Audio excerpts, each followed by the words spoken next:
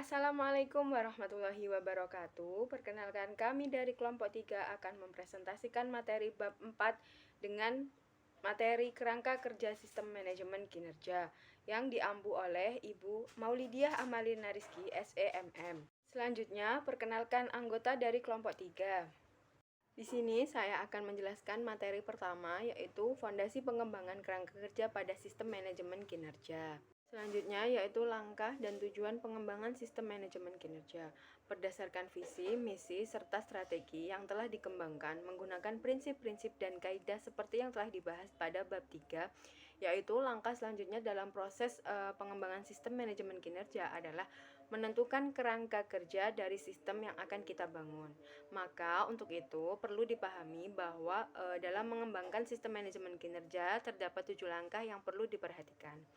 Yang pertama ada langkah menyelaraskan pengembangan sistem manajemen kinerja dengan strategi perubahan lain dalam perusahaan yang bertujuan untuk menetapkan sasaran dari pengembangan sistem manajemen kinerja serta kerangka peningkatan kinerja perusahaan pada secara keseluruhan.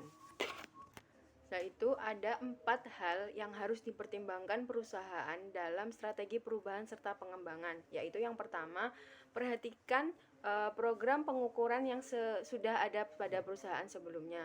Yang kedua, siapkan penjelasan mengapa sistem manajemen kinerja tersebut sangat penting. Yang ketiga, susun skenario untuk menampung kemungkinan sistem manajemen kinerja yang berkembang dari rancangan semula. Dan yang keempat yaitu fleksibel terhadap kemajuan dalam pengembangan sistem manajemen kinerja tersebut. Selanjutnya yaitu langkah yang kedua, menjelaskan tujuan pengembangan dan manfaat sistem manajemen yang bertujuan untuk mempersiapkan orang-orang yang akan terlibat dalam perubahan pada saat sistem manajemen kinerja tersebut dirancang dan diterapkan. Maka secara garis besar langkah kedua ini meliputi membangun kemitraan. Yang kedua, menunjukkan bagaimana sistem manajemen kinerja perusahaan berproses membantu perubahan. Yang ketiga, menetapkan tujuan yang akan dicapai dalam 2-3 tahun ke depan. Yang keempat, memberikan pengarahan secara singkat tentang program perancangan dan dalam pengembangan. Yang kelima, mengidentifikasi karyawan kunci yang akan berperan dalam perancangan serta penerapan manajemen kinerja. Dan yang terakhir yaitu menjelaskan langkah berikutnya yang akan ditindaklanjuti dalam aturan main, jangka waktu, konsekuensi, serta dan sebagainya. Selanjutnya yaitu langkah ketiga. Langkah ketiga ini menetapkan kesepakatan dalam proses pengembangan dan pemanfaatan sistem manajemen kinerja yang bertujuan untuk mengintegrasikan semua level organisasi, mulai dari kelompok kerja, departemen, divisi, dan organisasi keseluruhan. Selanjutnya yaitu langkah yang keempat, melakukan identifikasi faktor keberhasilan yang kritis atau critical success factor dari perusahaan. Nah, pada prinsipnya, target efektif dari sistem manajemen kinerja adalah isu-isu kritis yang dihadapi oleh perusahaan. Maka faktor keberhasilan kunci yang dapat menjadi ukuran keberhasilan perusahaan adalah bagaimana perusahaan dalam ruang lingkupnya, visi misi perusahaan serta nilai-nilai perusahaan dan rencana strategi yang telah ditetapkan. Untuk menentukan faktor keberhasilan yang kritis, maka diperlukan keahlian serta kemampuan manajemen senior, yaitu yang pertama melakukan proses konsultasi rencana strategi dari pihak manajemen puncak. Yang kedua, mengkaji ulang faktor keberhasilan kritis. Yang ketiga, finansialisasi faktor keberhasilan kritis yang dihubungkan dengan aspek-aspek kerja perusahaan. Yang keempat, mengkomunikasikan apa saja faktor keberhasilan kritis dan mengapa faktor tersebut dipilih. Dan yang kelima yaitu menggunakan faktor keberhasilan yang kritis untuk semua segi operasi perusahaan. Selanjutnya yaitu langkah yang kelima, yaitu pembentukan tim yang ditugasi memilih sistem manajemen kinerja yang bertujuan untuk perusahaan dapat melatih karyawan dalam hubungannya dengan sistem manajemen kinerja agar karyawan dapat menganalisis proses, dapat mengidentifikasi masalah, melakukan perencanaan, mengkaji kembali kinerja individu dalam periode waktu tertentu. Selanjutnya yaitu langkah yang keenam, mengembangkan kerangka display, laporan, dan review pada setiap level dalam perusahaan yang bertujuan untuk membantu meningkatkan kinerja individu maupun perusahaan. Pada nilai sistem manajemen kinerja akan dianggap semakin lengkap jika digunakan secara konsisten dalam membantu meningkatkan kinerja individu maupun perusahaan. Nilai-nilai tersebut akan menjadi bahan komunikasi yang handal jika ditunjang dengan penggunaan display yang menarik serta penyusunan laporan yang komunikatif. Selanjutnya yaitu langkah yang ketujuh, memfasilitasi pemanfaatan sistem manajemen kinerja meningkatkan kinerja perusahaan yang bertujuan sistem manajemen kinerja ini dengan inisiatif perbaikan organisasi mencakup perencanaan strategis daya tawar perusahaan, kaji banding, dan strategi perubahan lingkungan yang dapat dicapai dengan memainkan peran sistem manajemen kinerja secara spesifik. Berikutnya, kerangka kerja sistem manajemen. Beberapa kritik balance score yang dilontarkan. Kritik yang pertama berkaitan dengan fokus pada perspektif finansial.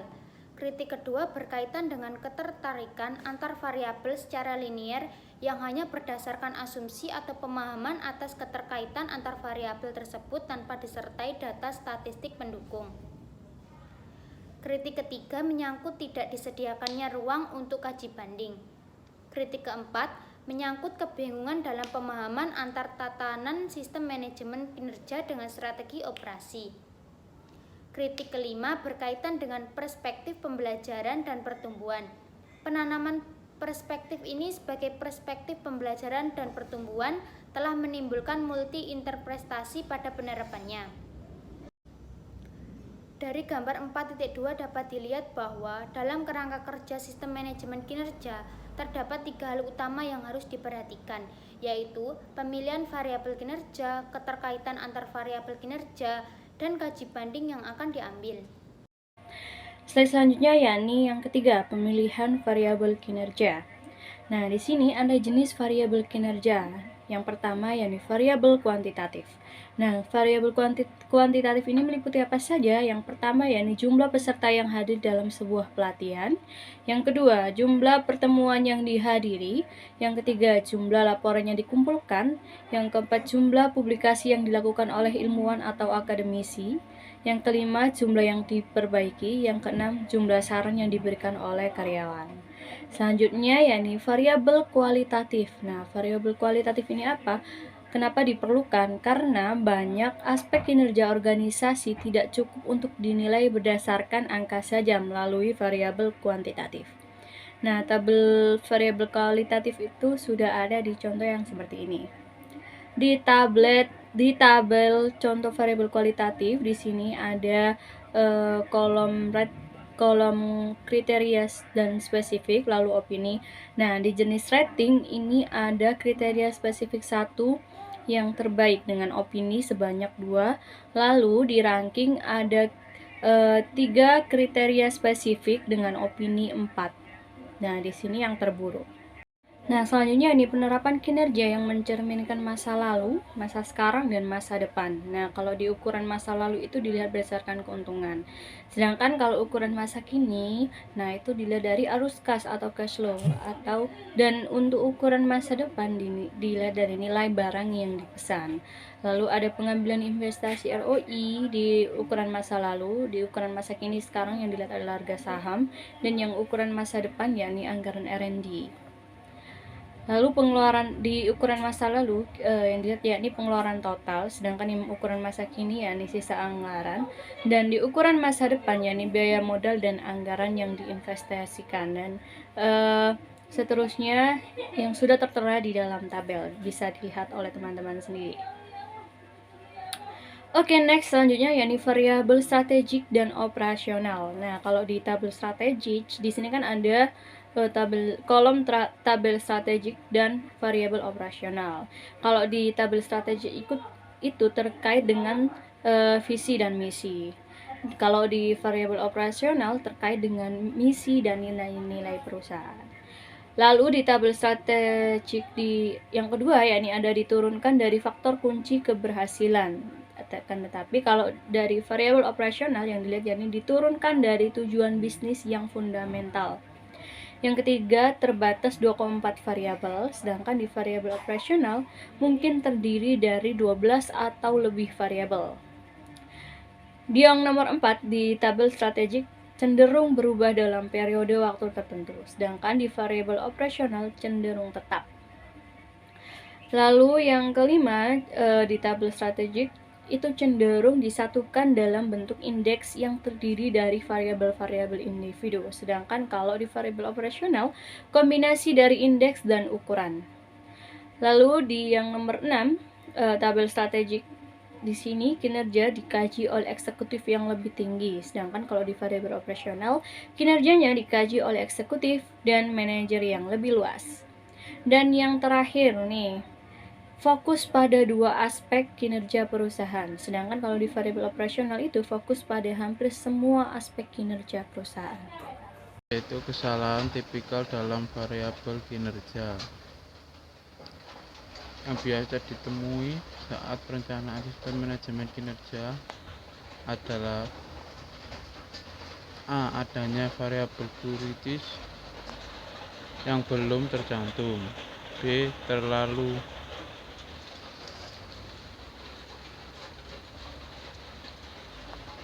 banyak variabel yang salah. C. Variabel kurang bermakna. D. Salah penekanan terhadap variabel. E. Sungkar dalam menerjemahkan dan penerapan. F. Biasa antara fokus untuk mengendalikan versus perbaikan. Pengumpulan data, menentukan kebutuhan data. Yang pertama, fokus pada penilaian organisasi dan kebutuhan untuk perbaikan. Yang kedua, fleksibel untuk mendapatkan manfaat dari berbagai sumber data atau metode yang sesuai dengan efisien dari segi biaya. Yang ketiga, sederhana dan sejalan dengan kebutuhan perusahaan untuk mendapatkan informasi yang jelas dan relevan. Yang keempat, konsisten dalam melakukan perbandingan dan data mudah untuk transaksikan ke tingkat selanjutnya. Perencanaan pengumpulan data.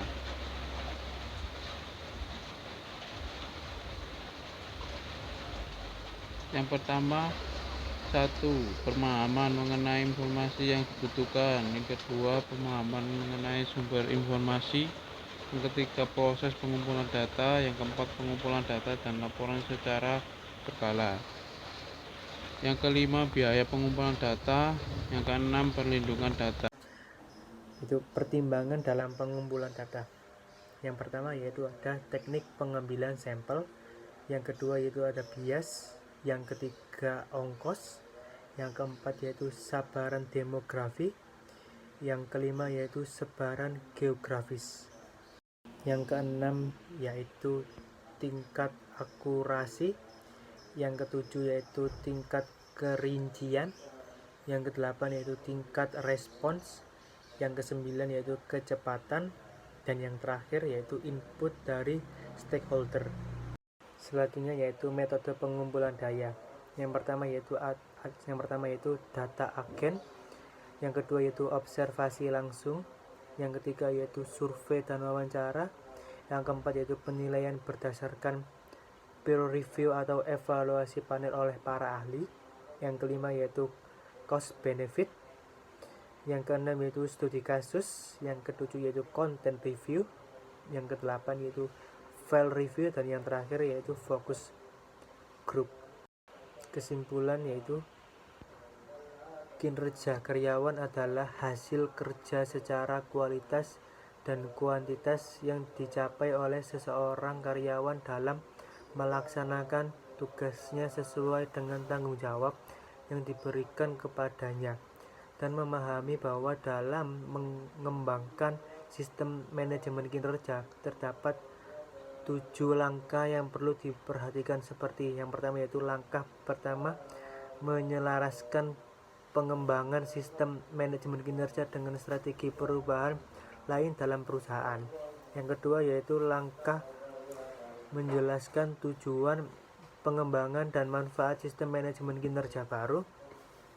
Yang ketiga yaitu langkah memantapkan kesepakatan dalam proses pengembangan dan memanfaatkan sistem manajemen kinerja. Yang keempat yaitu langkah keempat melakukan identifikasi faktor keberhasilan yang kritis bagi perusahaan. Yang kelima itu pembentukan tim yang ditugasi memilih sistem manajemen kinerja. Yang keenam yaitu mengembangkan kerangka display, laporan, dan review pada setiap level dalam perusahaan. Yang terakhir yaitu ada langkah ketujuh memanfaatkan sistem manajemen kinerja untuk meningkatkan kinerja perusahaan.